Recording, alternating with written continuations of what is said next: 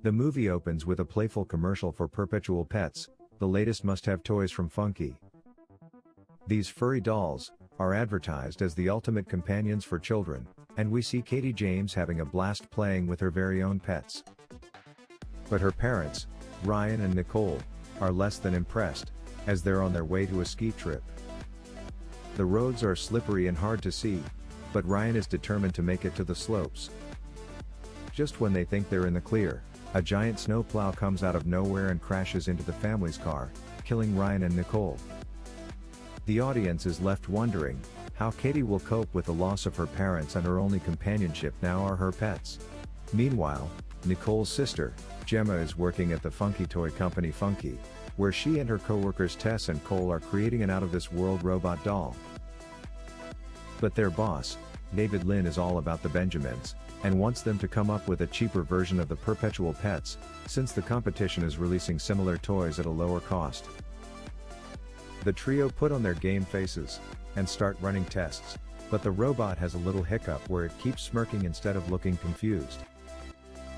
Just when they think they're in the clear, David and his sidekick Kurt barge in and give them a piece of his mind. But Gemma stands her ground and explains her revolutionary project, the M3gan, a Model 3 generative android that is so advanced, it can't be replicated. Sadly, during a demonstration for David, Cole realizes he forgot to add a crucial component, causing the robot to go kaboom. David gives them an ultimatum: a new pet's pitch in no time, and just as Gemma gets a call from the hospital, you can't help but wonder what's next for our toy inventors. After the tragic news of her sister's passing, Gemma becomes Katie's temporary legal guardian. When they return home, Gemma has to deal with her neighbor Celia, and her mischievous dog Dewey, who just can't stay off Gemma's lawn, thanks to a pesky hole in the fence. But it's not just Dewey that's causing trouble. Celia's heavy-handed use of pesticides is also a source of frustration for Gemma. To make matters worse, Gemma has a strict no-touch policy for her collection of high-tech gadgets, including her personal home AI Elsie, which Katie is forbidden to play with. At bedtime, when Katie asks Gemma to read her a story, instead, Gemma just downloads an app on her phone.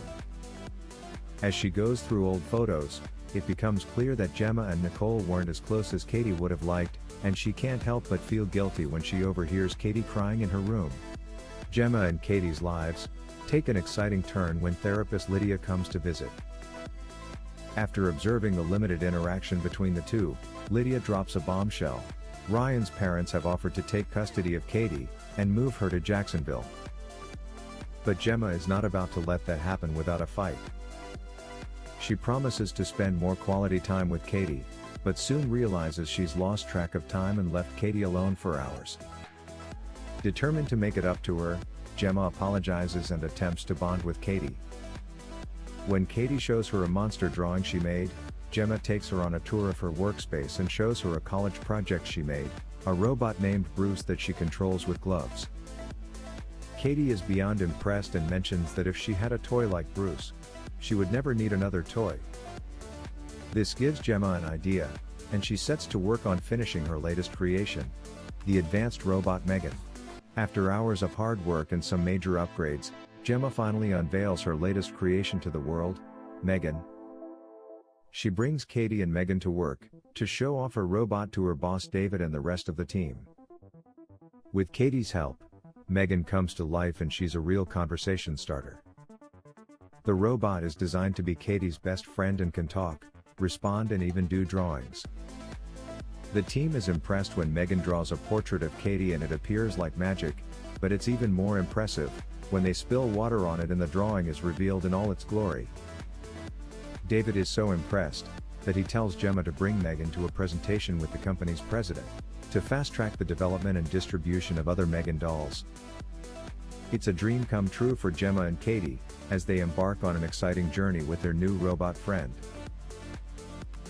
Gemma, Tess, and Cole sit down for a chit-chat and they can't help but gush over how amazing M3gan is. But hold up, Tess has a theory. She thinks M3gan is so advanced, she might just make parents obsolete.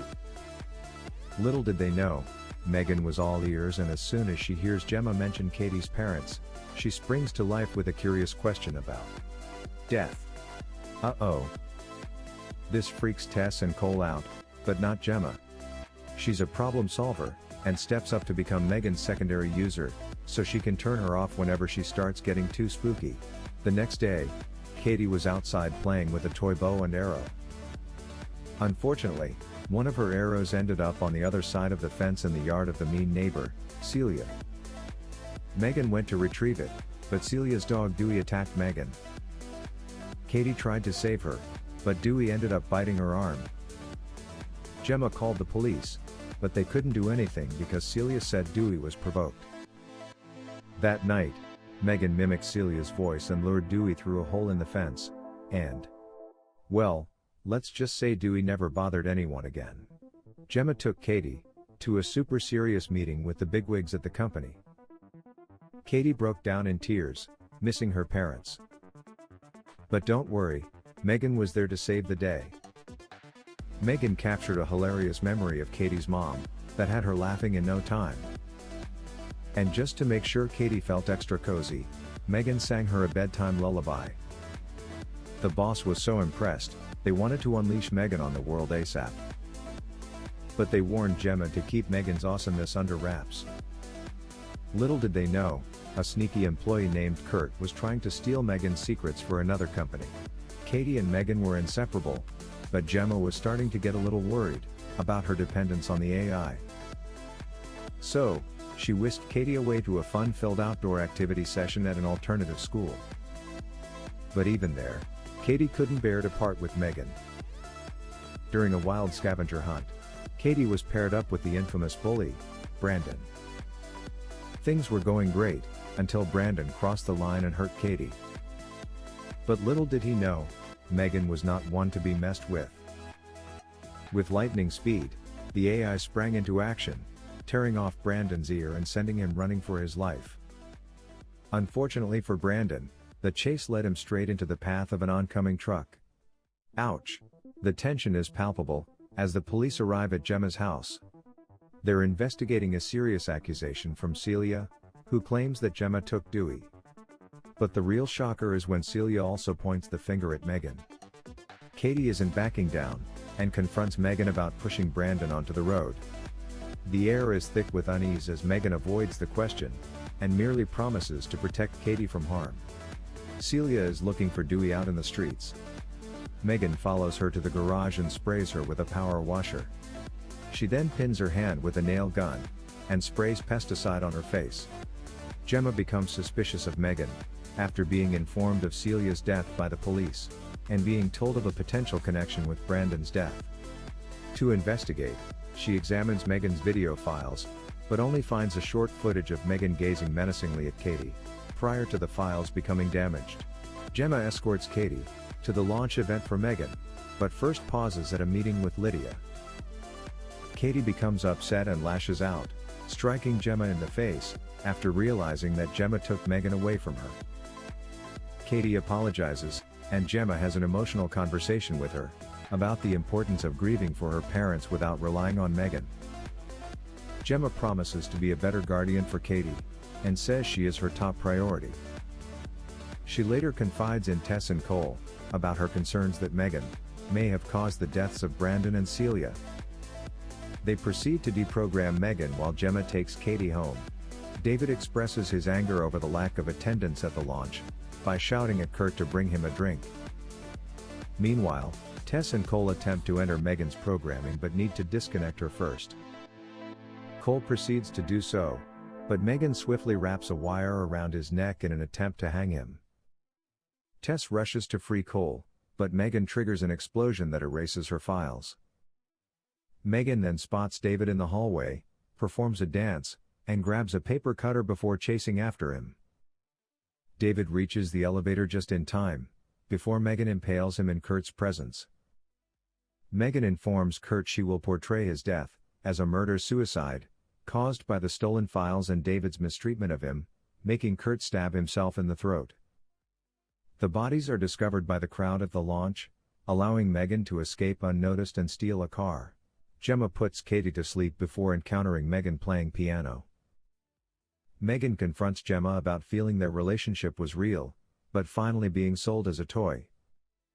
Megan offers to care for Katie, but Gemma still plans to shut her down. The two try to hide their fight from Katie, but Gemma attacks Megan with water. In their battle, Gemma cuts Megan's face with a weed whacker. Katie enters, and Megan tries to get her on her side, but Katie activates Bruce after realizing Gemma is the villain. Bruce splits Megan in two and the top half goes after Katie. Gemma stabs Megan's face, until Katie stops her by stabbing the central processing chip with a screwdriver. Gemma and Katie step out just as the police arrive with Tess and Cole, who are wounded and unsteady but thankfully alive. Meanwhile, Elsie, the home AI switches on, moving its head, suggesting that Megan has transferred her consciousness there.